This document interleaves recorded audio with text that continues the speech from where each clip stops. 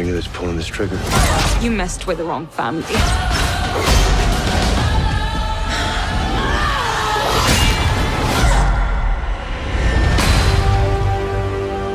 Tomb Raider is the newest video game to movie adaptation. It is the third Tomb Raider movie. This one is directed by Roar Uthaug, who's done some other smaller movies that I had never seen. It stars Alicia Vikander as Lara Croft, and then you had Walter Goggins plays the villain here, and Dominique West plays Lara's father. What's different about this Tomb Raider compared to the other two? It's based on the newer Tomb Raider games and lore, whereas the old one was based on the older Tomb Raider games and lore. And you can tell right off the bat this Tomb Raider is a little bit more gritty, a little bit more realistic compared to Angelina Jolie, who is a little bit more superhero and a little bit more spunky than this version of Tomb Raider. Now, I liked the old Tomb Raiders. You know, they're guilty pleasure movies. They're not fantastic or anything. They were in the long line of average video game movies. And unfortunately, this one kind of falls in line with that. It's not great. It's not going to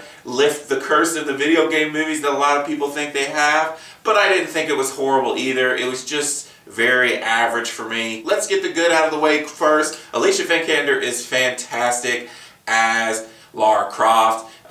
She's great. She feels just like the character in these new relaunched Tomb Raider games. Even though she doesn't have a lot to say, you really connect with her, and I think if we do get more Tomb Raiders down the line, she's going to do great as Lara. The father-daughter relationship between her and Dominic West is good. It could have been better. I've seen it done a lot better in other movies.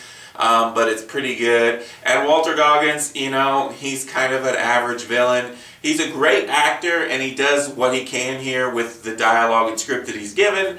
But, you know, he didn't blow me away or anything. The special effects here and the shots and the cinematography are all really good. Everything looks really good in this film. Some of the action scenes have a little bit of shaky cam in it, but it wasn't so bad that it drove me crazy or anything. But some of the action scenes were really cool. There was a really cool bike chase scene at the beginning of the movie. A lot of the stuff when she's running around in the woods were like scenes stole right from that reimagined first game and plucked in here. And it was really cool to see in this movie. If you're a fan of the game, you're going to love those shots that are taken from it. Alright, let's get into the negative. And for the most part, it's the story, it's the plot.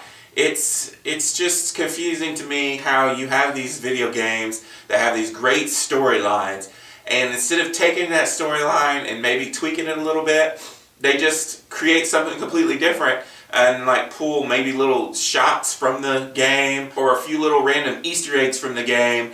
And it just, I don't know, it just feels like it could be done better because this story in this is its weakest part. And I don't understand why we didn't use the story from the game. It would have been a lot cooler. This storyline, it's so cheesy sometimes, and it's very predictable, and it's just weak. It's just a weak story, and it really hurts the film. There were several times in the film that I was, you know, looking at the watch. I was getting bored. So it definitely had some pacing issues too, because it felt like there was some really good action scenes, but they were spaced really far apart, and there wasn't enough of them.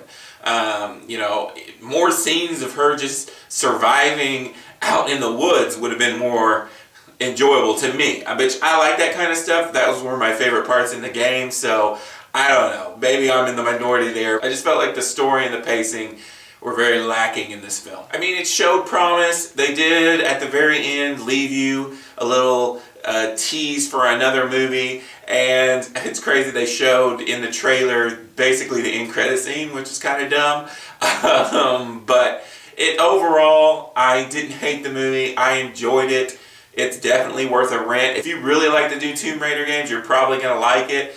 If you don't, I don't know, maybe you'll like it too because you won't have anything to compare it to really. But for me, it was just another average video game movie. I'm going to give Tomb Raider a 3 out of 5.